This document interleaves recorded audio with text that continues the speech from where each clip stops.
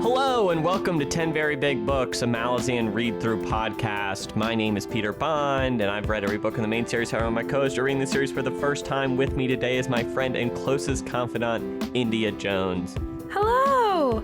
And our producer, AJ Filleri, is with us. How are the levels? How are the bars? The bars are looking great. The levels are super close together because you were speaking so fast. And rounding out the crew is Joshua Baker. How are you, my friend? I'm doing fine. It's hot in my apartment, so I'm very sweaty. But that's about it. Didn't you just put on a sweatshirt? I did just put on a sweater because I was cold, but now I'm hot, and that's where we are with life. And, of course, with us today, returning for an interview at the end of House of Chains, is Steven Erikson, friend of the show. How are you today, Steve? Oh, I'm not too bad. Not too It's bad. a fair day. Has it gotten chilly yet? No. In Canada? No, not on the West Coast. We're excited to have Steve back on the show, and since we just finished our read-through of House of Chains, we're going to work through some questions, talk about the book, and talk about how everyone's doing. Okay, I'd like to start. You can kick it off, Steve. Oh my goodness. Out the gate. With the curveball. Especially listening to your last podcast. I think, Peter, you're the only rereader of the series that I've ever heard who likes the book even less the second time around. Usually it's the opposite. And so I'm a little bit curious as to your take on not just House of Chains, but sort of some of the themes I'm exploring, starting with Gardens of the Moon, running all the way through Dead House Gates, Memories of Ice, and now House of Chains. So I just thought I would, apply some Socratic inquiry here and just sort of try to work out what it is that you found so objectionable about House of Chains. So can you tell me, what are some of the thematic elements that I've been exploring in the first 4 books? You're being tested here, so just so you know. I've never seen him put so on the spot. Well, I'll directly respond to your question, but first let me say I think I had a similar experience. Let me how to phrase it. I think the first time I read House of Chains 2, I kind of bounced off the book and it wasn't really for me. But so I kind of knew that coming into this one, and I was interested to see how I would kind of reevaluate it as I did with Gardens of the Moon. And I think this whole time rereading these books, the things that I think I chafe against in the books, I think I come to an understanding why more that these I'm bothered by these things or that they don't work for me. Mm-hmm. And then the things I really love about the books, I come to a deeper understanding of like why I think they are really clever or why they really resonate with me. I mean, so I think altogether, rereading this book, I came to a greater understanding of what frustrates me about it, and also what I came to really appreciate about the book. So I think, I guess that was just a bigger thought, but to connect it directly to your question. Yeah, thank you. So I don't know. I mean, I think there's a lot of different things being discussed across it, but I don't know. I guess I would struggle to articulate an answer because I think House of Chains is exploring the themes in House of Chains, I would say, are not different than the other ones because they're a part of it. But I do feel like there's a thematic through line that's kind of open and resolved in this book that isn't necessarily open and resolved within Gardens of the Moon, which I think has some different thematic through lines unique to that book. You know what I mean? Mm-hmm. So I guess that's, I don't know. If I were to bring up the subject of colonialism, would that be something you would recognize not just in House of Chains, but in the entire series to date? Yeah, of course. I think that's, obviously you're writing about empire. It's a through line throughout it. Mm-hmm. Okay. Do you think I'm approaching colonialism from the position of good versus evil? No, I don't think you're really trying to cast it in a moral light necessarily, because I think it's just, I don't know. I don't think good versus evil is really a framing often in the books like that. But the subject of colonialism often is, isn't it? Yeah, which I think it's tough. I think which it's understandable. Colonialism it is a pretty bad thing, you know? So I understand reducing it down to it being a moral evil, you know? I understand going there. But okay, so when you think of colonialism, presumably you're thinking primarily of the age of exploration coming out of Europe in the 15th and 16th centuries. Would that be accurate? I would say I think about that time period, and I also think about the colonization of Africa primarily. So I would later say on into the references. 17th and 18th centuries then. Yeah, definitely. Right. So do you hold to the same negative notions regarding that colonialism as you would to, say, the Greeks colonizing the Mediterranean in the 4th century, 5th century, 6th century BC? Yeah, I think I know less about the colonization done by the Greek and Roman Empire. So I think definitely when I think about colonization, I am more referencing those colonizing efforts by the Europeans. Yeah, so what we bring to these books is that sensibility. It's the post-colonial reevaluation of colonialism as expressed in the European diaspora of the 14th, 15th, 16th, 17th centuries.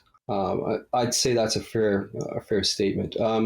I think one of the points my novels are trying to make is colonialism has a much longer history, and things are not quite as cut and dried as the European approach to colonialism. And we have had colonialism throughout most of human history. I mean, North America was colonized by the first Asians to come across, or Europeans, we're not sure which, but and that could have been 30,000 years ago. And then with that initial colonization, there were subsequent waves of colonizations that genetically replaced the previous populations. So if you want to sort of apply that sort of good evil kind of notion, it runs all the way through history. Would that sound like a fair assessment?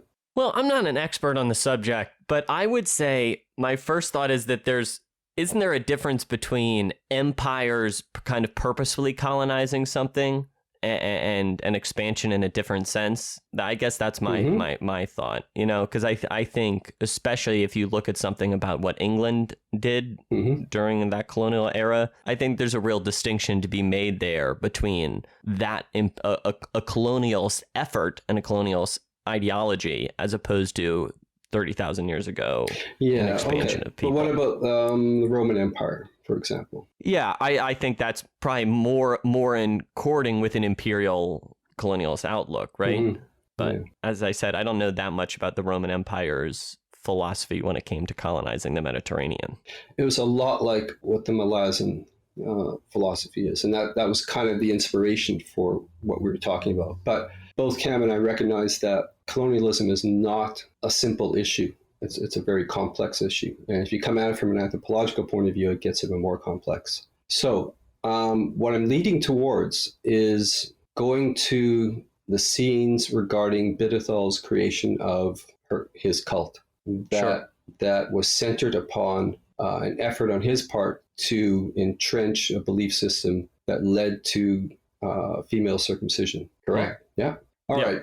Now, what happens with a lot of post-colonial thinking is we look at another culture, a different culture, one not commonly defined as Western culture. And in anthropology, there was a long period when I was studying it of, it may still be going on, I don't know, of hand-wringing regarding attitudes, Western attitudes brought towards traditional practices of other cultures. Yeah. And of course, one has to recognize historically that anthropology is a colonial creation. The entire discipline was all about sort of rational, enlightened individuals plunging themselves into foreign, quote, primitive, unquote, cultures and observing clinically and in an attached fashion practices of those cultures, and then going back and writing in and becoming professors and lecturing on them. So in that context, I know you took great exception to the writing and the descriptions of Bidethal's cult. And what I sensed out of that was, I would almost call it a colonial perspective, in a sense.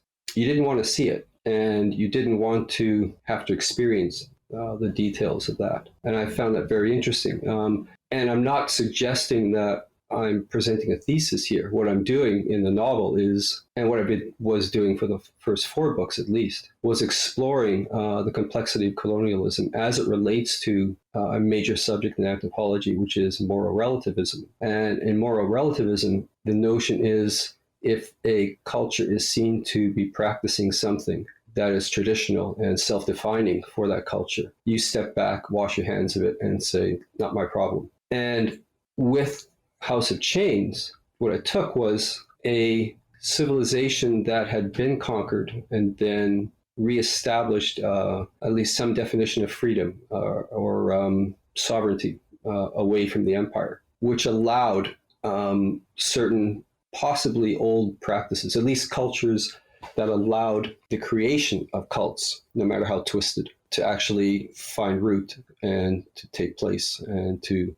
begin to manifest itself. So, if I'm looking at what inspired me, it was the British problems in India with the mutiny and various things that followed on from that. So that's kind of the context for what I'm looking at. And I know I find, when people go, well, I didn't want to read that, I didn't want to see that. Well, fair enough, but nothing I describe in my novels comes close to reality. The real world is a lot messier and uglier than that. And so the notion that I should be avoiding certain subjects really gets my back up. And that's one of the things I was hearing a fair bit as a kind of subtext to certain subjects that I would explore in the novel. And so I'm still kind of curious that, you see, I don't agree with cultural relativism. I argued against it all through my anthropology. I think you have to draw a line somewhere.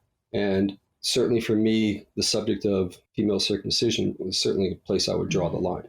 Whether a culture practices it or not, there's a good reason for fighting against it and speaking out against it, regardless of where we come from. So that is kind of the framework that sits around all this. Now there's a whole other side of things, and that is structural. I had a sense that most of you felt that House of Chains kind of left a lot of threads dangling, just sort of floating around out there. But if you think of the first 3 books and the order I ended up using, Deadhouse Gates and Memories of Ice, they run in tandem. They're in parallel with each other. And because of that, when I finished Memories of Ice, I put Duiker in the bar in Darujhistan and had him say, now I'll tell you about the Chain of Dogs. So in a sense, the first 3 books are a closed loop. They're a Mobius loop. And but here I am faced with the structural challenge of, well, okay, what am I going to do for the 4th book? I've already now retired the bridge burners. They've basically been scattered, but I've got 6 more books to write. And so I needed to create a book that was going to set the stage for everything that was going to follow. So I could not tie up those threads. And so that's when Kharsa just rides off. I mean, I cannot tie these up. I have to leave them dangling. Secondly, I had to create our new version of the Bone Hunters, and I wanted to create them from scratch, and rather the Bridge Burners, because I'd retired the previous group. And when we first saw them in Gardens of the Moon, they were pre-established, and we got a flashback to their creation, which occurred in Rariku, in the desert, the holy desert, Of course. in Memories of Ice. So there's timeline jumps that I'm playing around with here to link the first 3 books to everything else. So when I wanted to create the Bone Hunters, which is coming, that is Tavor's army. For those of you who don't know, that may be a spoiler for you, but that's the name they acquire, is the Bone Hunters. So for them, I wanted you, as a reader, to see them from day one and see their development and how they form and how they come together and how they self-define themselves, where else but in Rariku. So it's a kind of again, there's a loop going on for the creation of these major military forces. So that was part of what I had to do in the 4th book. Then I wanted to further tie us back to the first 3 books, especially Deadhouse Gates, by jumping back in time and bringing Kharsa all the way up to the point where we kind of meet him in in Deadhouse Gates, and then continuing on from there into the story that's going to go ahead in House of Chains. So this is kind of how I structurally sewed those first 4 books together to leading up to the halfway point of the series where you're about to, I don't know if you guys started Midnight Tides yet. We're starting next week. We're starting next week. And that's the fulcrum point. And so that is the last major setting shift that we're going to have in the series. So that's kind of like what I was laying out structurally. And this is why House of Chains is, unlike the first 3 books, which in that Mobius loop, there's a thematic closing of things. House of Chains is everything breaking wide open. It could just go straight out. And that's how it had to end, and which is probably why a lot of people feel that it's very much a transitional novel between the first 3 books, which could almost stand as a trilogy, and the rest of the series. I had to link them all up. And then the final thing was, with Gardens of the Moon and Deadhouse Gates and Memories of Ice, I was ramping up the endings, ramping them up. By the time Memories of Ice was a freaking handful for me to write. It was a monster to write. And I realized that I can't keep pushing it up. I can't keep trying to ramp it up and not ramp it up over and over again with each book, because I'm going to be able to write myself out of my ability to actually pull that off. So what I decided with House of Chains was to invert the entire process. So instead of ramping up, we are actually just closing right down to 2 people fighting on a battlefield, as opposed to the moon rising out of the water and a city being smashed and Talanomass everywhere. Everything reduces down to these two primary characters. And I'll stop and rest my voice now. So a lot to respond to there. And let me just say I made a few notes. First, it's interesting context you talk about for how you approached writing the Bidethal storyline. And it's probably worthwhile for us to loop back around to the subject, because obviously our show talked about it a good deal. Yeah, you did. It's furthermore interesting your discussion about colonialism and your perspective on it. And, it's certainly a massive subject, and it's interesting for you to talk about its relationship to you thinking about moral relativism in the field of anthropology. And I guess for me personally, it is a morally complicated issue, and it's a very serious issue. It's a morally complicated issue, and I am made uncomfortable by it. Do you know what I mean? And uncomfortable by how the empire colonizes and explores these things, which is perfectly fine. It's very purposeful, because as you said, I don't really think the empire comes out I would never say the book endorses the empire. No. It's not very generous with the Malazan Empire, but I wouldn't necessarily say it condemns the empire either. No. It kind of portrays it in a more complicated way.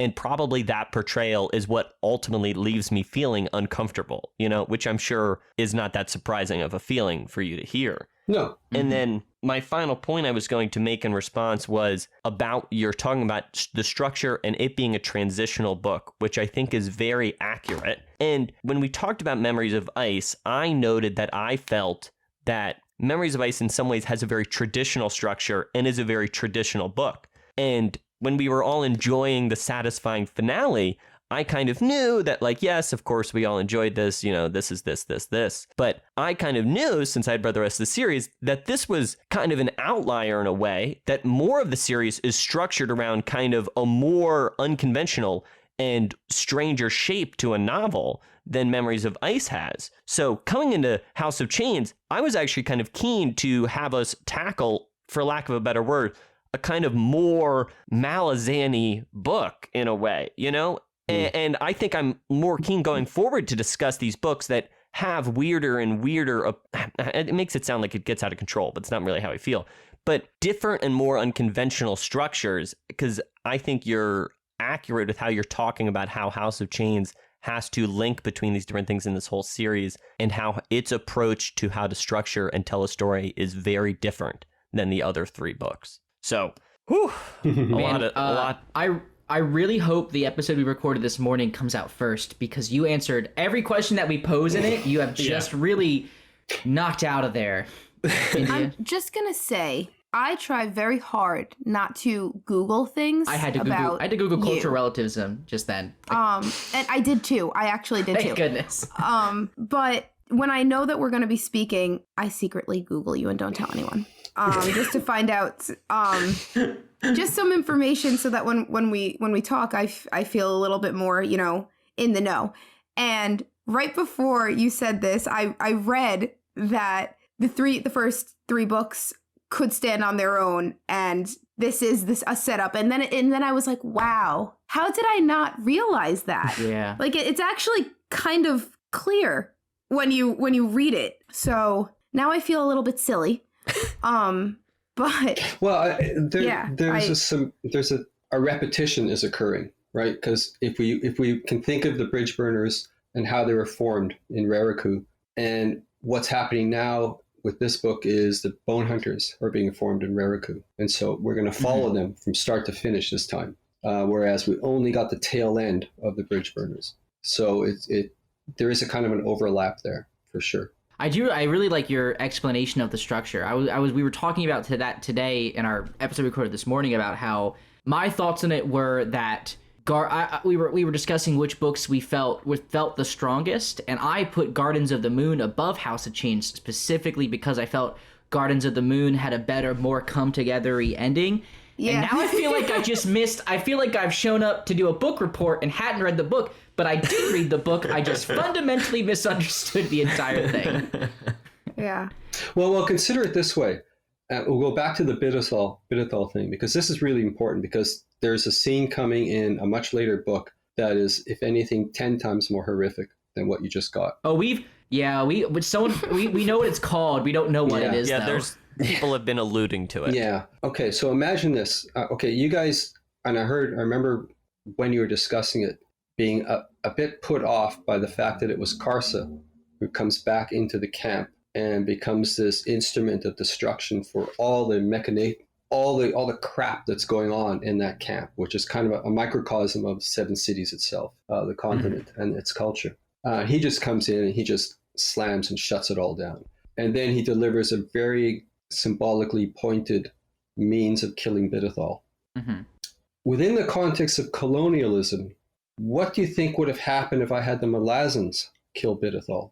Well, I agree. That's a worse subtext in a way. Is it ever? Well, Steve. There was nobody else. There was nobody else who could do it. The second thing is, for the Malazan universe, by this point, I'd written these 4 books, and it's a series that was not going to have sexism in any form. So people who acquire power can shut down these kind of artificial constructs that are very prevalent in our world. And so I needed something to nail that down very, very specifically, to say that if some ridiculous, insane cult like this rises up in the Malazan world, it has its own built-in mechanisms to shut it down. And that's why I put the decision-making process on that upon the most morally questionable character imaginable, which is Kharsa Orlog. Given where he came from, he is. I mean, he's morally dubious, but he is the most ambivalent of all the characters. And so when I was trying to decide, well, who's going to come in and shut down all this crap in Rariku, it has to be Kharsa. It has to be Kharsa. And how would he do it? Well, he would do it in the most pointed fashion possible. So I wanted to jump in because you were talking about how you constructed this world without sexism and these artificial constructs in it. And I suppose I have this long thought about these books, and I guess I wanted to maybe question you about or just push you on in a way, in that, it is a world without patriarchy in a way, right? And I still think there's a lot of allusions to gender expectations from our modern world, And I'm curious about where that comes from and how that is established in the setting about the expectations that would be placed on men and women, and they're different. And to quote a specific example, in House of Chains, at the start of one chapter, Apsalar says, just because I'm a woman, all woman, it doesn't mean I can cook, which is clearly an allusion to some expectations placed on modern women, right? But I'm curious about if those expectations are the same in the world. Obviously, it would seem like they would be different, but I don't really feel like I have the information as a reader to understand the context of gender expectations put on these different characters. Yeah. One of the things I was discovering was with the first 3 books, nobody noticed that it was a sexist free world, even though you had women in positions of immense power. In fact, the Empress is the prime example there, but many others, Tattersail, and as you're going to discover, Tavor huge positions of power, and then also magical power and all the rest. So it's all there. It's all there in front of you, and nowhere do you get the notion that women can't be soldiers, for example. I mean, it's in other words, it's all laid out, but nobody noticed. And I think there was probably an element of frustration on my part that, haven't you noticed this yet? It's very different from your classic fantasy setting that draws from a medieval or Eurocentric medieval kind of social structure where you've got nobles and knights and you've got maidens and you've got, the daughters all have to be married off to powerful princes and all the rest. This is quite consciously screaming and shouting against that kind of expectation within the fantasy genre. Because once you carry that across, you've carried patriarchy right across with you. And the whole thing about a fantasy world is you can create anything in that fantasy world. So why not, strip away these assumptions from our world, and then find a mechanism that actually can rationalize and justify that you've stripped away those assumptions, and just run with it. I guess where I end up confused then is because although you've stripped away the power structure, like in scenes like that, Apsalar is still alluding to the idea that there is an expectation that she would be better at cooking than a man. And I wonder where that comes from in the world, what expectations are placed on men and women in different cultures, Well, that's just it. It's that cultures across the board, at least in our world, they divide labor in particular ways. Whether she said it, I don't know the context of it, but I suspect I was being tongue-in-cheek when I was doing it. Every now and then I have to actually comment on our world, and I'll do it in a setting, and hopefully it slips past and nobody notices. But in your case, you noticed. So yeah, it seems to me more directly that you're appealing to our world and our ideas of gender than really the setting itself. With the reader expectation, yeah. So this is all good stuff. But we definitely got the interview. Started the interview off with a bang, I'll say that. And it's funny because my first question we were going to ask, we had talked about it, and I thought it was going to be a good way to frame this whole thing, is to say that I think it's fair to characterize your work as divisive at times. And I think you've certainly garnered a fair bit of criticism, people who don't like your style of writing or your approach. And obviously on this show, we've talked about different, our criticisms. But I wonder how you've dealt with that now and how you've dealt with it throughout your career and approached critiques of your work. Is there an outside context to this? Is this in relation to a recent essay I wrote that? Oh, that essay was sick. For the record, we all have read that essay and talked about it. Yeah. But honestly, it more came from, I think we knew that this was a book I think we were more critically engaged with than Memories of Ice. And we had we kind of were working through our feelings on that. And we figured what would be a good way to approach this. And I thought it would be good to talk to you about, I don't know, different ways you've dealt with that and engaged with criticisms in your life, because I'm sure you've had plenty of people be upset at your books. I'm sure this is nothing new from us, No, and it's one of the things I discovered pretty early on was there was a site called the MalazanEmpire.com. Great website. Yeah, but I was noticing a trend by the time I got to the fourth book, which was, believe it or not, and you may not imagine it now, but I would get negative responses on the first read for all three books, and then especially for House of Chains. So in other words, people didn't like it. So they didn't like Dead House Gates. Well, they didn't like Gardens because, lots of reasons. Dropped in the middle of something, et cetera, et cetera. They didn't like Dead House Gates because it switched settings so dramatically and only dragged a couple characters in. Found Memories of Ice to be bloated, hated the Maib storyline, blah, blah, blah, right? So I don't get that. The thing is, so I was noticing a trend, and the trend would be 6 months later on the site, those same people would come back and say, well, I reread that. That's one of my favorite books. So they would go from 1 star to 5 star. And it seemed to be an ongoing process with each book. And so I just had to sort of sit back and think, well, whatever, I guess I'm going to have to get used to this. And it happened with Midnight Tides because, again, change of setting, different characters. Bone Hunters is actually 2 novels jammed structurally into one. Yeah.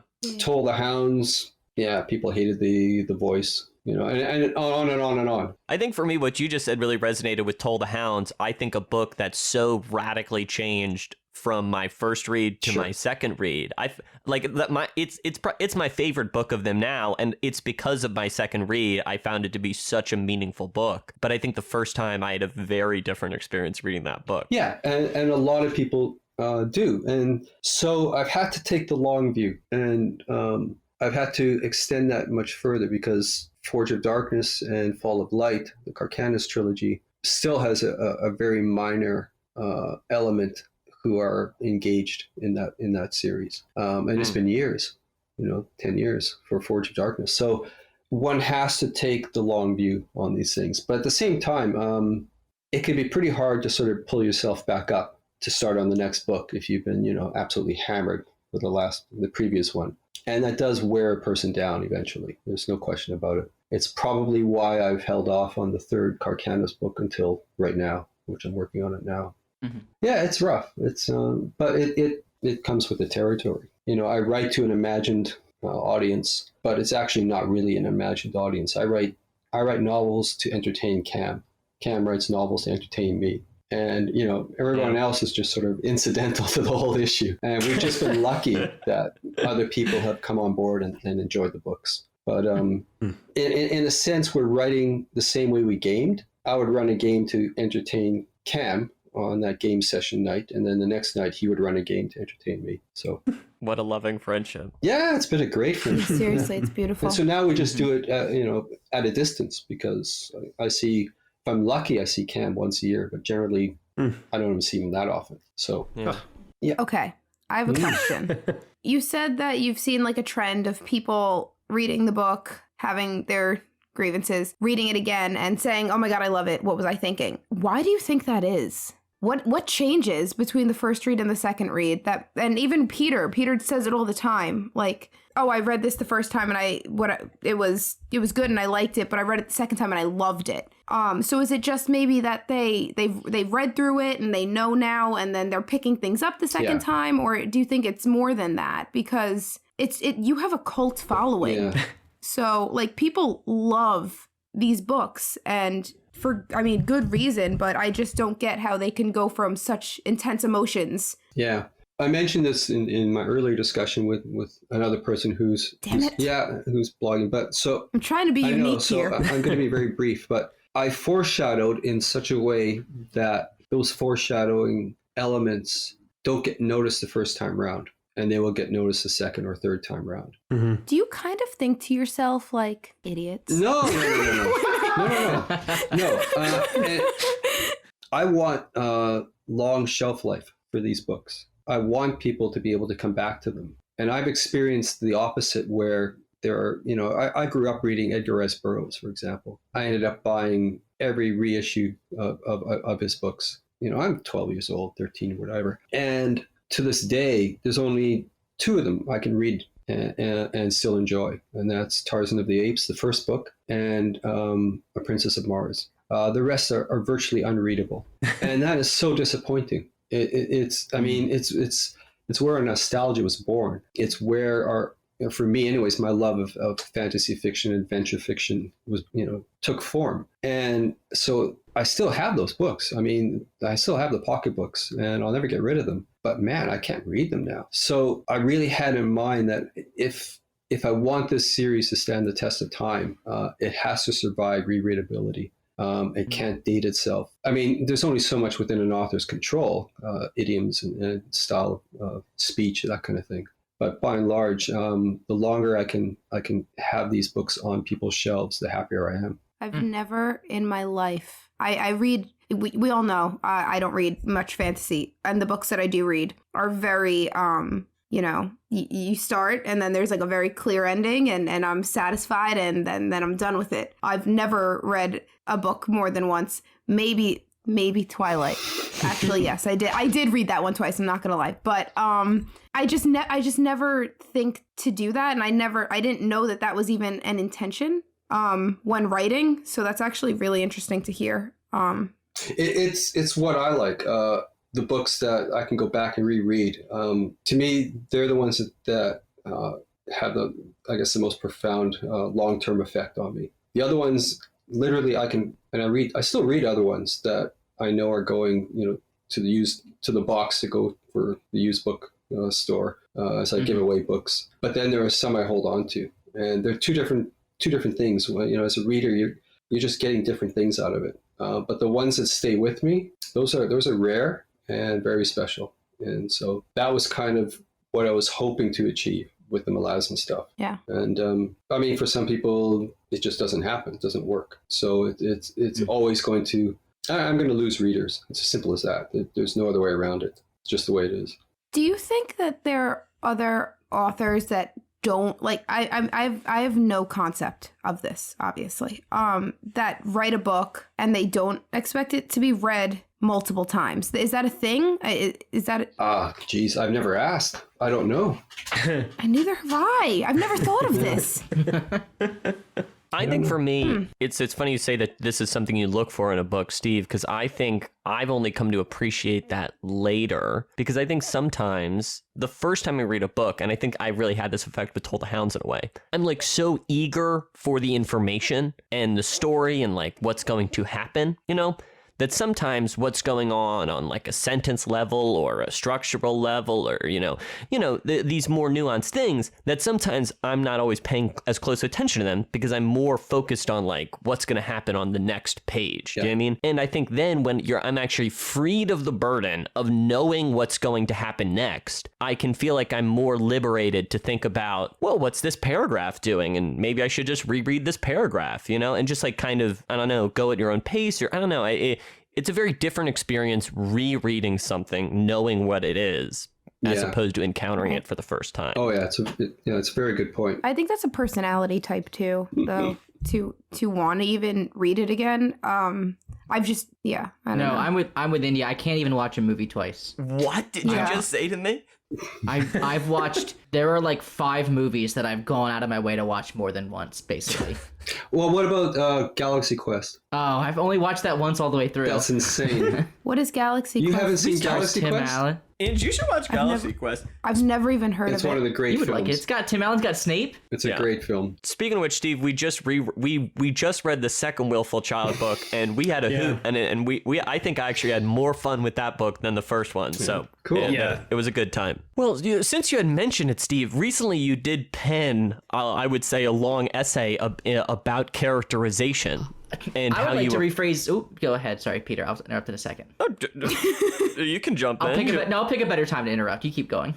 Okay. I'm going to interrupt. I just want to say, if you listen to this show and you are not following Steven Erikson on Facebook, you need to get it together, because You're making a mistake. Every other Huge day mistake. is either the most precious story about archaeology that almost makes me cry every time, in between laughing at how often Steve was hungover, or it is Steve just spitting fire at people, and it's incredible. Yeah. So there's my plug. I agree. It's there's a lot of Steven Erikson content there. If that's If you're listening to the show, you probably already know. Yeah, I'm gonna guess. I feel like there's probably a big crossover on that Venn diagram.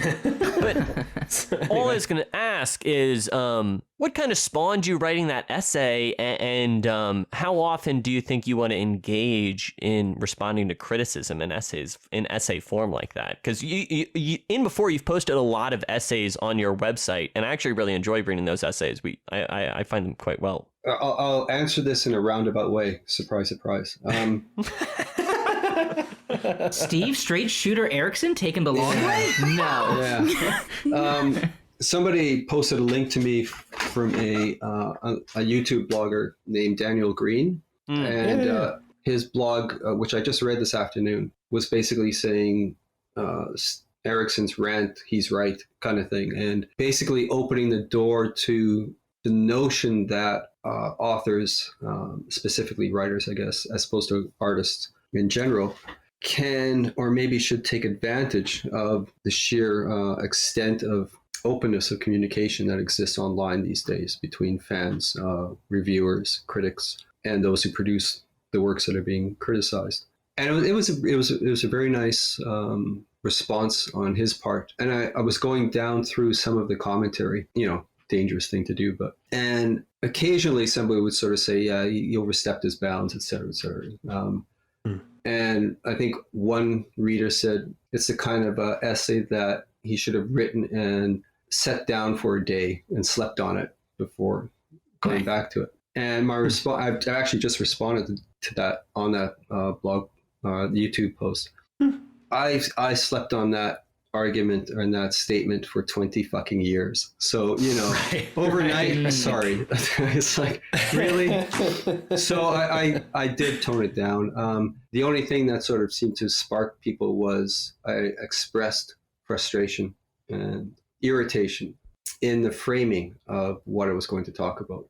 Because what I talked about is simply just another take on my essays on characterization. It's just my framing saying I'm kind of tired of people on Reddit saying I can't do character. So I just got ticked. And everybody's human. I was in a snarly mood that day, so that's sort of how I framed it. It comes through. Yeah, well, that's okay. I mean, I'm often in a snarky mood. So yeah, I'm with you. Can I ask an absolute left field question that popped in my head and I can't stop thinking about it? Please, bro. go. What languages have you released the main series in? Well, me personally, none. But the publishers, I don't know. It must be 19, 20 of them, I guess, somewhere around there. How as an author, how do you maintain like the integrity of like the written word that you like poured so much into and make sure that like as best as humanly possible it like goes over? Is that you? Is that just like you trusting the publisher to find a good translator? Pretty much, yeah. I mean, Okay. I can't read those languages, so Yeah. it's a crapshoot. There's no way. And occasionally, as what happened in France, there were at least 2 different translators, or maybe one, I can't remember, who did not do a good enough job to sort of, or for whatever reason, Damn. people said that was rubbish. And that happened also in Italy with first translations. Oof. And fortunately, especially in France, it got picked up by a different publisher who was really serious about it. And not only that, he had gotten the first 5 books translated before he even released the first one. And That's a called shot. yeah, it was brilliant. And so his plan was to release one every 6 months to catch up. Jeez. And so that's why I did like a 4-week tour in France a couple of years ago, a book tour. Oh. So yeah, it's very much hit and miss. There's we had a deal made with a Turkish publisher who took the money and ran. So these things happen. Yeah. So, Ew. Cutthroat world of book translation. I have a question mhm. about have you been? How many countries have you been to? And what's your favorite? I'm so curious because you seem very well traveled. Wow. Well, let's see. Central America, Britain, Scandinavia, Germany, Poland, Serbia. That was a strange visit. Croatia, Italy, Belize, Nicaragua, Guatemala, Mexico, Hong Kong, Beijing, Spain, Mongolia. That's it. Do you have a favorite? Do you love all of them for different reasons, Oh, yeah. or are you? Yeah. Oh, yeah. I mean, Do you have a favorite? well, I like the landscape of Mongolia because it's very similar to the landscape of southern Saskatchewan in Canada. Open prairie, raw prairie, unbroken prairie. I love that landscape. Parts of Sweden are very much like the Whiteshell Park in Manitoba in Canada. Yeah, places are like that. I mean, I have a great time at all of them. Yeah, I'd imagine so. I'd imagine so. Remember travel and going to other I know. countries. Tell me about What a it. time. Tell me about it. I really miss it. I was supposed What to be a different time. supposed to be in Spain. I'd have been invited to Russia. I was going to go back to France, which I love France. Absolutely adore France. Mm-hmm. What about it? I hear only amazing things. I hear it's the best food ever, but I'm a huge food person. I don't know. It's probably different for you. Don't let them convince you to order steak. The French are convinced they do great steak. They don't do great steak. They don't do great steak. Fired. Everything Hot take. else, awesome. I mean, yeah, their wines are extraordinary. For a while there, I was a Really? big fan of of Italian wines, and then Croatian wines. But that month I spent, or 5 weeks I spent in France, I've just fallen in love with French wine. It is unbelievable. And their crepe, of course, is great. I mean, they have a lot of really good food, but I don't know what they do to their steaks. It's the cut of meat. I mean, I'm spoiled, right? You know, in North America, I'm getting Alberta grass-fed beef, and it's really good. My father was, before he went back to university school, he was a chef. He was a master chef. And so, Really? so I learned how to cook steak from him. Wow. And so I guess I have very high standards on that regard. You make a mean steak, is what you're I make a saying. mean dad- steak. Yeah. Is your dad's name Eric? No, but here's a story. was Here's really a story. hoping. It's unprovable. Have I told you this story about my father? No? No. I don't think so. Okay. No. Please share. Yeah, in the late 60s in Winnipeg, my father was on a local televised cooking show. And he came on at 11:30 in the mornings. I think it was CKND TV or one of those in Winnipeg. And right after his show, okay, he was a bit of a ham, so he was quite funny, but he also told extremely bad jokes. Okay. Okay. So people liked his show because he was entertaining as hell, and something we knew from home. But he would trash the kitchen in the process of cooking. It would just be stuff everywhere, right? Because he's used to Relatable. working and people wipe up after him, and he doesn't bother. Immediately after him was a kids show starting at noon called Archie and Friends, and it was a ventriloquist who had I guess mannequin puppet style thing called Archie. They had a sock puppet called Marvin the Mouse. Where is this going? This sounds fascinating. Where You're could gonna this be love this. going? And the thing is, all across Canada, there was a kind of a fraternity, but not in the gender sense, of ventriloquists and puppeteers. One of them in the 60s was visiting, very young guy, by the name of Jim Henson. And he got to see my father's cooking show. And my father had a very strong Swedish accent. He wore the white hat up top. No way. And he I had see where the this is going. mustache. No way. And he had the mustache.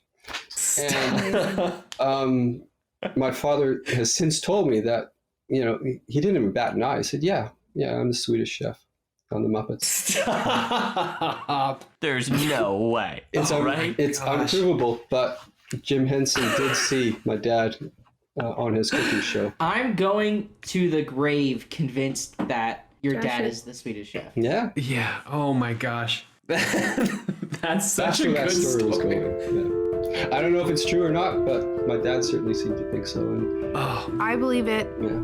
So. Yeah. It makes sense. You're the son of a Muppet. I feel like you Yeah, have isn't it big great? Muppet energy. And it does. It's great, yeah.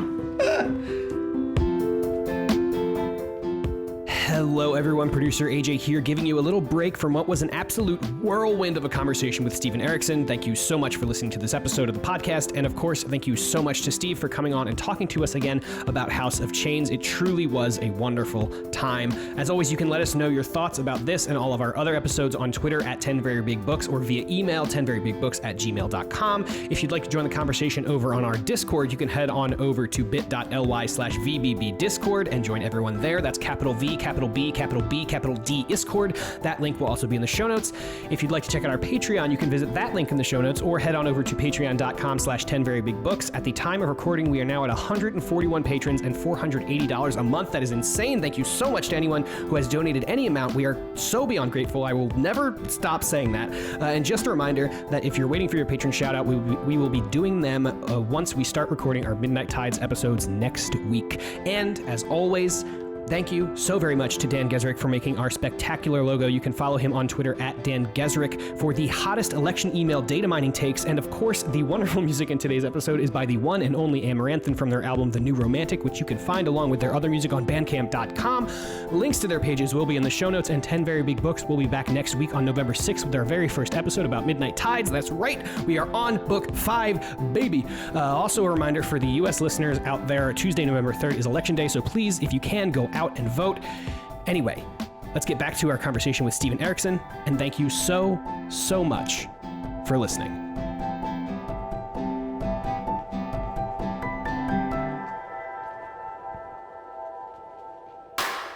You have a ton of interests. I want to say, you also said that you painted. Yeah, you were He does painting at the watercolors. start of quarantine. So when you go away, you said that you were just away for 5 weeks in France. Well, not just away, but you were there. Do you take time to like satisfy all of those interests when you go somewhere, or do you go for one reason and that's why you're there? You pretty much go for the one reason. We were traveling every day, most of the time, and I was in a different bookstore in a different city in France, usually every night. And then when you finish your signing session, the bookstore owners, they have to take you out to dinner. They insist, and you go out and drink lots of wine and have a great meal and great conversation, and then you go do it again the next day. And so it's a pretty much, yeah. I mean, I was given nice sort of weekends off just outside Marseille with the publisher's house, staying with his family, and that was great. It was a nice break, but it was grueling, absolutely grueling. Yeah, Sounds like a lot. I actually wrote down and asked, do you speak a second language? Have you ever studied another language? No, and the weird thing is, my parents emigrated from Sweden to Canada, and they made the rule that they weren't going to speak Swedish at all. I wish they had. I wish they'd spoken it at home. We lived back there briefly when I was 5, but only for a year. What I find is the more I hear Swedish, the more I understand it. It doesn't mean I can speak it. And I was finding that in France as well. I was starting to actually follow conversations, even though I wasn't speaking it. Interesting. Yeah. I think that's common when I guess they weren't parents at the time, or maybe they were when they came, but I have a lot of friends who don't speak second languages because their parents refused to, just because they needed to learn English. So yeah. Big regret. I want to loop back to 15 minutes ago. Let's go. We were talking about. I gotta say, unconventional book, unconventional structure. Interviews got an unconventional structure. Hey, there we go. All over the place, baby. Yeah. There's a method to the madness. Exactly. In 2 interviews, you'll understand this one. Trust us. So I just when you were talking about the essay, and you were talking about how people were upset at you for your feelings and stuff or whatever. We had done an episode that'll come out. I think it just came out a couple weeks before this episode will come out. A little out of our depth, but we were talking about the death of the author, and it's the role of authorial intent, in fiction and everything. I assume you're familiar with the concept of death of the author. Death of the author? No. Explain it to me. Okay, so it's basically just the idea that once an author writes a book, that is where the author's influence ends pretty much, and what the reader gets from the book is separate from what the author intended for the book. So I was just curious where you kind of stood there, if you think that the death of the author is a thing or not. And that's why it's incumbent on the author to be fully cognizant of the assumptions that they're pulling into their story. Right. And to be able to defend the choices they make in their books. And I have seen on occasion particular authors who prove themselves actually unable to defend their positions, or they didn't think about the implications of what they were writing, or they didn't think about the assumptions that they were making. And if somebody calls them out on it, then it behooves the author to acknowledge it and say, mea culpa, I didn't think about that, and I'll try to do better next time around. So I mean, I'm very self-analytical when it comes to the writing. I want to make sure that what I put in there is what I intended to put in there. And I try to avoid any sort of obvious assumptions that suggest a particular moral framework or an ethical framework. I will explore those things, but I'll explore them through character. But yeah, it's out of the writer's hands to a certain extent. Right. Yeah. So that kind of leads me to what was the I guess talking about impetus of essays, what was the impetus of the Kharsa essay? Was it just that it raised so much of like a fervor, I guess, amongst the readers and stuff, or and you chose to write it, or was it I don't something remember. that the publisher? Okay. The Tor.com was doing a read with a lot of commentary, and I may have penned it for that purpose, but I actually don't remember the full context of why I wrote it. Somebody may have asked me for it. I may have actually talked about it at the International Conference on the Fantastic and the Arts, and somebody said, "Well, put that down on paper because that's interesting," or whatever. So I don't remember. Sorry about that. No, that's fine. I had assumed it was something along the lines of the Tor reread or something to do with the publisher and something. So, I mean, it's a known thing that like you use point of view in incredible ways, and specifically like using it to not rob or deny the reader of information, but purposefully pick the point of view so that they are just out of reach of something. You know what I mean? Mm-hmm. So I read a really great mystery novel last week, and while I was reading it, all I could think about was like, oh, this like Steve just writes mysteries, but in fantasy, like in fantasy worlds. Have you ever considered any of your books to like contain mystery elements, or have you ever considered like just writing a mystery book? Because I'm going to tell you, you would fool me until the last word, I bet. Yeah, I was thinking about writing Murder, She Wrote style mysteries. Who did it? And the character was going to be called Inspector Hugh McDonough. That's some Steve shit if I've ever heard of it. Who knows? Maybe I will at some point. But it was going to be spoofing because we watch mystery. God, a Steve mystery spoof. Yeah, we watch British mysteries all the time. Oh, I just watched an Inspector Calls the other weekend. So good. Yeah, well, the style is, you want to be cagey, and you don't want to spell things out too obviously. Yeah, if you hold close to a point of view very closely, then a lot of what goes on around us occurs in a fog. We're entirely aware of what's going on behind the scenes at any one time. So it's not much different in these novels. Characters proceed on what little information they have, and then it's just a question of, if we're going to give you sort of bits and details, you'll get them from multiple points of view, and then you can put it together or not, as the case may be. Yeah. This is yet to fit in anywhere in terms of tone of this interview, but Josh Baker really is curious. So like, because of like how old we are, when I started reading fantasy, like Conan just wasn't a thing that I knew it existed, but it was movies to me. It wasn't until we were reading Kharsa Orlong, like your essay about it, and you were like going hard on swords and sorcery and Robert Howard, and I was like, I should read that, but I am so like, it is such a foreign part of fantasy to me. Like, is there like do you just start with the first one he wrote? Like, how would you approach Conan? You know what I mean? Or swords and sorcery in general? Yeah, I'd start with Conan. But the ones, the true Conan stories, a lot of Howard's other short stories were repurposed into Conan when Conan became very popular. I didn't know that. And some of them are okay, but they're not, they're not the full Conan stories. Okay. And then from Conan, I'd probably then look at Fritz Leiber's Fafhrd and Grey Mouser short stories, primarily because they are slyly deconstructing the Howard Conan stuff, and they're very clever. Oh my God, I would have never spelled that correctly in my life. No. And then for the third one, I would go for Karl Edward Wagner's Kane series. Some of the editing on that stuff's pretty rubbish, but the writing's fabulous. And the story and the world building, well, the character building of Kane is really worthwhile. And it's pretty dark. If anything, it's darker and more grimdark than anything you're reading these days that they call grimdark. Yeah, I gotcha. Yeah. Karl Edward Wagner was way ahead of his time in that respect. I think what's interesting about Swords and Sorcery is that, like, although it contains a lot of the same elements of like high fantasy, it's like very different. It's like very much a separate thing. And it's kind of interesting that I think sometimes fantasy can be reduced down to like the idea of swords or monsters or these things in a very simplistic way, which it like is obviously more than that. But, you know, I don't know. It's just such an interesting I wouldn't even call it a subgenre. I would say it's a separate genre in and of itself, you know? Yeah, Cam's written a really interesting essay on that. He should publish it somewhere.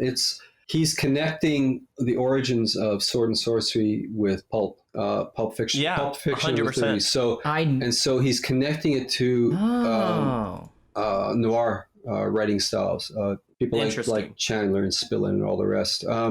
Yeah, definitely. And that is the connection. Whereas Tolkien, that's coming out of Once and Future King or Teacher White and that kind of thing. So, and the fairy tale and kind of genre, folklorish in a sense. Yeah. But the pulp stuff is very urban. That's what it comes out of, and it's a very different sensibility. And the film noir noir pulp fiction has so many elements that it shares with sword and sorcery. The horror element, especially, and once you start reading Howard, you're going to find he wrote a lot of horror stories as well. And quite often his Conan stories are horror stories.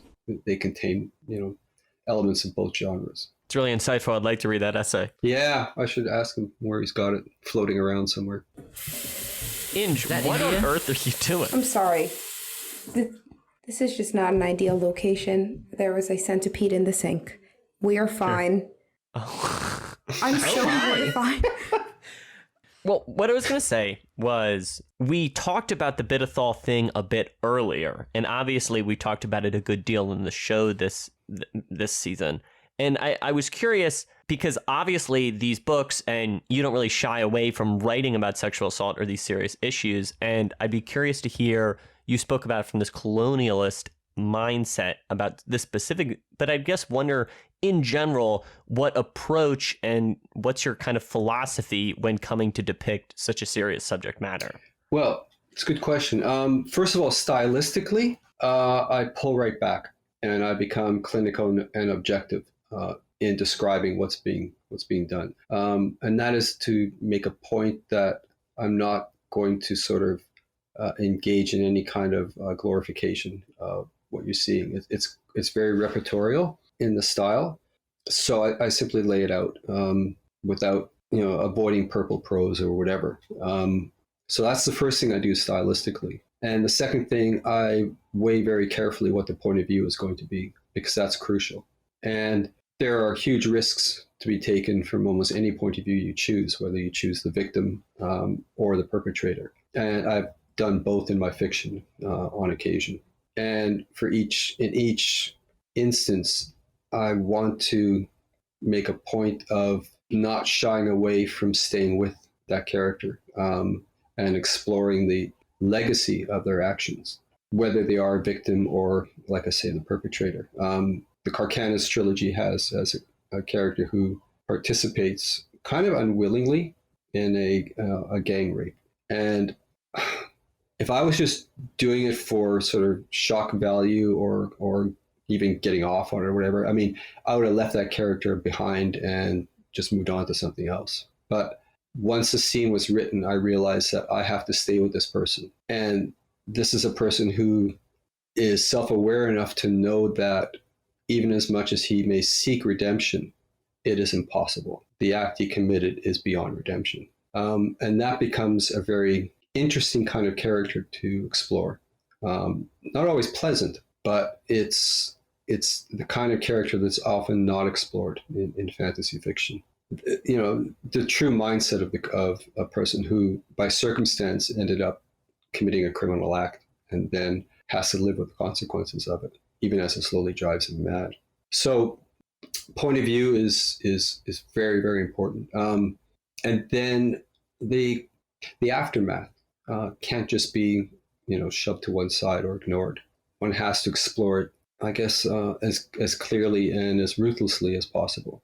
I don't know, when I teach creative writing classes, I often talk about writers having to be ruthless regarding their own self-belief system, their own assumptions, and to use their fiction to challenge those assumptions and, if at all possible, to dismantle one's own belief systems. I know when I first started writing short stories here at University of Victoria, I was a wreck after each story because I instinctively dismantled my belief systems. And it was traumatic. Each and every story was just a traumatic experience. And yet I look back on that and realize just how important that was, that I allowed my fiction to have such efficacy over me that it could completely rebuild me or dismantle me. And so that's, I do push that in classes, that you cannot approach something as if you have all the answers, as if you have any answers. If you think you have them, then set them up in characters and then let your story, tear those answers apart. And that's one of the reasons why I don't avoid those subjects. It's too easy not to, then you're kind of creating a romanticized version of that culture and that civilization and that fantasy. By extension, the entire fantasy world then becomes less realistic. There's less veracity to it. To be honest, from my perspective, when I read that, I still remember the first time I ever even heard the word female mutilation. Female genital mutilation. Yeah. That. I remember it very vividly. I was reading a 17 magazine and they were talking about a small village in Africa that did it. And even I think I was 11 and it was so, because you want to be a big girl and read the cool magazines. So little did I know getting into that. And I showed it to my friends and I was just so shocked. And then, you get over it because that's not my reality. And you don't think about it again. And then to read it again, it was just like a shock to the system because it was just like, this actually does happen. Mm-hmm. And it's crazy that I'm now reading about it in my mental break time. So I think for me personally, it just kind of struck up a personal nerve that was just buried deep down that I hadn't thought about for years. And then I read it and I was horrified. So that's really, I think, which is interesting to have. And again, I don't read books that really often elicit emotional responses. So it was interesting. And yeah, it was just surprising, I think. Mm-hmm. I would have never expected it.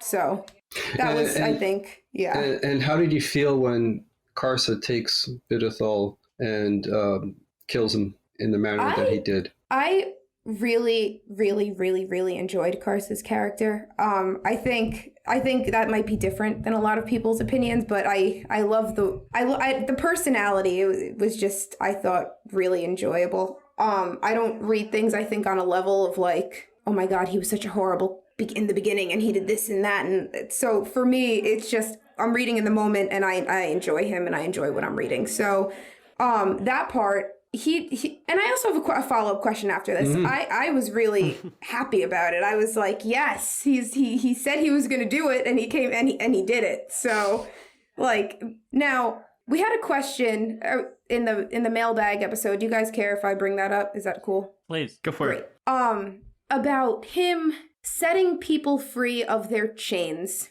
by killing them.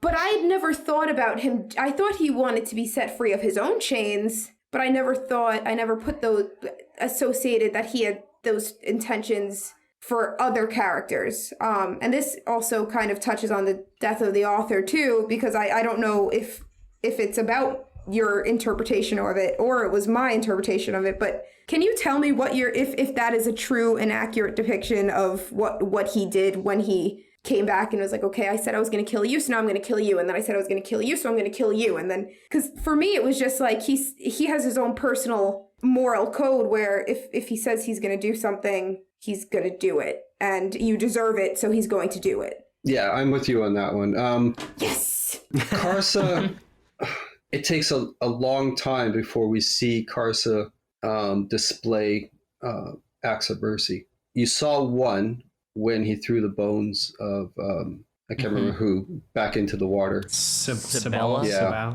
But again, that's very, ambivalent. You can read that any way you want. it's hard to tell whether he's being merciful or just fed up. Indifferent. Has had enough of this conversation. And I wanted to leave that up in the air because I knew later on he's going to deliver one gesture in the 10th book that is an act of mercy. Spoiler alert. And so it's a long time in coming, but it's set up here in House of Chains. No, I never imagined Kharsa doing anything regarding freeing people from their chains. But as a character, he would just look at a person and say, free yourself. And if you can't, well, get out of my way. Right. So he basically represents the Malazan world's force of nature when he arrives in the camp, having returned from collecting his horse. And that force of nature says, this is all twisted beyond all recognition, and I'm shutting it all down now. And he does. Can I just say, someone that enjoys a good Western, I loved that you were just like, and then he gets a horse. Yeah. And that's gonna be a whole part of this book. Like the confidence to just be like, I can make that interesting is astounding. Because I was so invested. Does the horse have a name? I can't remember off the top of my head. Havoc. Come on. Havoc, yeah, duh, after the other one. God, it's so good. Such a good horse. If you kill that horse, I will never forgive you. I want you to know that. Oh my gosh. Let's not go there. Oh, or we can go there. Peter, you look like... Inge, it's funny you say that, and we talked about... We read The Problem of Kharsa Orlong essay, and we talk about it, and in that episode, I express I personally don't enjoy the character that much. However, the three of you really do, and you guys talked about it enthusiastically. And it's funny you say that, Inge, that you didn't know if you were representative in liking Kharsa. But I feel like my impression, and I'd be curious what you think, Steve, is that he is a somewhat divisive character in that I think most people are either really enthusiastic about Kharsa or they're more like me and they don't really, I don't know, they're not on board with the train. Mm-hmm. So I actually think it's kind of one or the other a lot of the times. And I mean, sometimes I read people's opinions that are like, oh, I could take it or leave it. But I feel like generally most people really like him. And then there's a vocal minority of people who are not on board. And that's my impression, Steve. I wonder what your experience with it is. And it may, I'm just speculating here, but it may actually break down to the reader's belief system. Is a person capable of change or not? And if their answer is no, then they're going to hate Kharsa for what he does initially. And if their answer is yes, then they're going to give him the benefit of the doubt. I don't know if that's true or not, but I'll just throw it out there as a possibility. It's hard to know. I mean, Kharsa is a very complex character, and the way I manage his point of view actually makes him more complex because I don't reveal too much. Right. In fact, I had more fun writing book one of House of Chains than I had in years, just by just being a complete asshole and holding off on things and keeping the point of view so tight. And I mean, the only reality you're getting out of that book one is coming from his two friends. It's not coming from Kharsa. Mm-hmm. I mean, he is so deluded at that point. It's just, you know, his entire vision of how the world works is twisted beyond belief, and his two friends actually they see far clearer than he does. Yeah. So when you made the choice to be like, they're never going to see this one coming, and start with, you know, several hundred pages or however many pages of Kharsa, did you have any like examples to look at of they did it successfully, or were you like, I could probably do that? You mean like how did you sticking to a single point of view or? Well, like in a book series that, or in, you know, so far that's just not what we do, you know, and then to make the decision to just do it for that one. And you've hinted that a very long single point of view happens later in the series. But for this one, to have a book series that's single point of view for a quarter of it, and then the rest of it is multiple POV. Was there anything was that reference for you, or were you just you just fly by the seat of your pants? Yeah. Fuck it. Yeah. I just figured I wanted to write it. I'll write it. Okay.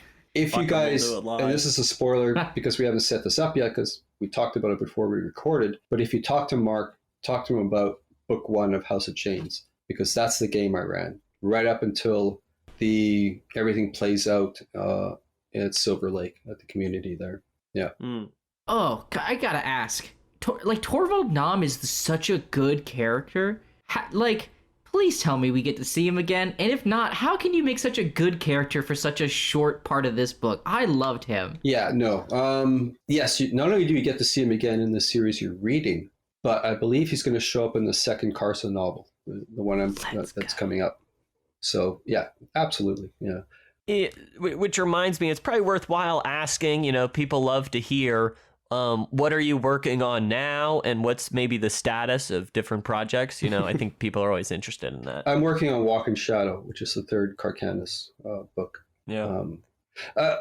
Just to go back to House of Chains, India, you mentioned you enjoyed the dialogue between Lostariel and Pearl. Oh, Yeah. I did. I thought they were so. Lostariel is like, I don't know why I gravitate toward the female characters. There are great acoustics in this bathroom. There are. But Can you come here every weekend? Yeah, right. She is like sassy but confident and smart and capable, and I love everything that she says. And then Pearl is just hilarious. I can't, there's no other, like, he's very cunning, but in a very funny way. So when they talk to each other, I think they just are so different. He's more light and she's very serious. And I love them, the back and forth. The other two people that I don't like, whose names I don't remember, what are their names? I think you're thinking of Troll and Onrak. Them, on the other hand, Steve, I don't know what it is. I try so hard. I try so hard to relate. And every time I'm just like, oh my goodness. And then I found out that the next book is about Troll. Mm-hmm. Yes. And are they, I don't even know the question I'm trying to ask. I just found their sections so not fun. It'll be interesting when you get to the Bone Hunters, book 7. Or is that book 6? What does that even mean? Book 7? Yeah, book 6. It's funny. I think although Pearl and Lestara are in Deadhouse Gates, and they also have a journey there, I really feel like they come into their own more in this book. Well, yeah, and the reason why I brought it up was the interesting tidbit regarding those two characters is a lot of their dialogue and their interchange is snatches of conversations that I have with my wife. And so they're almost verbatim. We've matched some of those conversations, word for word. Oh my gosh! So and that's what inspired me to when I built those two characters and stuck them together. I thought, okay, well, let's have some fun with this, and yeah. Oh my! You took me from like an 8 to like a 12, and 10 was the limit. That is right. That is incredible. That's incredible. Is she more serious? She can be, yeah. She's, let's say her patience regarding my endless puns and jokes and all the rest, shenanigans. It's been getting progressively shorter as the years go by. Yeah, I can. I'm like that too. I can relate. Oh my gosh! Yeah. Not to you. I wouldn't know your puns. So I want to ask that obviously this book is the beginning of the adjunct Tavor story. It is. And I was wondering what considerations you took into starting kind of the arc of such a central character. And additionally, if you always knew she would be a queer character. To me, that aspect of her character is I guess the least relevant to her as a character. So I can't tell you whether I made that decision or just showed up organically. I had very early on, I realized that even though we saw Tavor very briefly in Gardens of the Moon, she was going to be the primary driver of the entire series, even though I couldn't get to her until book 4. And we weren't going to see her at all in book 5 or in book 8. But anyways, and so I took all the lessons that I got from reader response to Animander Rake. By keeping him at a distance, he became a very quick favorite. And so with Tavor, I pushed her even further away. She is going to continually frustrate you in her inscrutability right up until the last 100 pages of the series. So, and she's one of my favorite characters because of that. If you thought I was, applying a lot of terseness and brevity to Felicin, wait till, I deal with Tavor. She's one big question mark through the entire series. And I really enjoyed writing that. Yeah, we spoke a bit about it on the on this recent wrap-up show, and I am actually very keen, and I think we've talked about this before, on rereading her storyline, since I think I understand more of it now, and I think the first time through, as you alluded to, that lack of information, yeah, I think you understand. Yeah, Peter, was it you saying, when Tavor cuts down Shaikh on the battlefield, why are you holding your hand out like that, India? You gutted me. Well, Phil, she was my favorite character, and she just... Yeah, okay, but think in terms of Lostera and Pearl understanding what has happened here. So, Peter, would you actually have walked up to Tavor and said, by the way, because I don't really like you, you actually just killed your sister? It's funny, we actually just recorded about this morning. And I feel like I was about to be very vindicated. We had our finale episode, and we all were like pretty harsh on Pearl and the Star, and like, Tavor, you know, pissed. Except me, okay. Except AJ. But it's funny, The people's all champion. three of us were in agreement that if I were in Pearl's shoes, never, ever would I tell, I would never tell Tavor this, you know? No. So, whilst it's easy to say that from afar, I personally would never I would never make that decision, so. Yeah, No. I agree with you. Yeah. An impossible decision to make, isn't it? Or Yeah. Inge? I know you can't tell me this, but if she never finds out, or what if she already knows? Either way, What? I'm going to be so upset because, well, I don't know Tavor yet. Maybe I'll love her, but she just needed a hug. That's all she needed. Just need a little love from her sister. To not have a goddess in her head. I was so upset. Oh my gosh, I was so. Well, there will be one line coming from Tavor in the 10th book that should put it all in place. So Thank you so One much. line I in the appreciate you 10th so much book. for that. I honestly, because I just don't. I don't have any words for it. I was so angry, and honestly, if I was Pearl, I might have just been like, "Don't freak out." don't freak out. Don't freak out. But You can just stay with me here. you've shown no emotion this whole time, so this should be no different. You just killed your sister, and that's that. And because how does she get off just doing that? How did she get off just doing that? I mean, I would say she's probably not, in long term, not gonna, but Well, yeah. there's one line in the 10th book, and Steve, I'm holding you to it, and I will Yep. reference this moment Yep. when we get there. Yep. And we'll talk about it again at that point. Yeah, we'll see. I mean, We'll revisit it. Well, maybe we should start moving towards wrapping up. That sound good, Steve? Yep. I'm just having so much fun, though. Do we have any good closing questions from any of my co-hosts? Josh has one about a specific type of television. No, I don't want to ask that no, question. no. All right, fine. Well, I mean, Steve, you've listened to the episode, so you know that Josh said at least that one storyline is I extremely do say anime. that a lot of what you write sounds like anime. Hold on a sec. Oh no, oh god. Yeah. What is all this anime rubbish? So look, I watch a lot of anime because I enjoy it, I'm and leaving. No. What I'm gonna say What is I'm that- saying is, you guys were talking about, Steve must watch anime because of, I can't remember, for whatever it was. I never said that, Steve. Steve, Yeah, I it's never just said Josh. that. I don't want to say It's just me. I mean, I talked to my son about this, and he just laughed because he tried getting me to watch, this is many years ago, Gundam Seed. And after about 10 minutes, I'd lost the will to live. And I have never watched any because I hate the animation style. I despise it infantilizes 2020. people, especially girls, women. I can't stand it. No, I yes. can't That's stand fine. it. So, It does. yeah, for somebody, I can't remember which one of you was, but it's me. yeah, called out, oh, this is so on, and this is inspired by, I don't know, some anime thing. No, sorry, not the case. You heard it Okay. here first. Debunked. Steve does not watch anime. Steve is not a weeb. It's been Steve resolved. is not a weeb. I guess not. I had to find out what weeb meant. Yeah, what's a Sorry. weed? You know what? We're good. I have to ask my son about that one. He told me. That's funny. So good. All right. Any other closing thoughts now that we got the most pressing issue off the table? Yeah. I mean, I guess because we're going into Midnight Tides.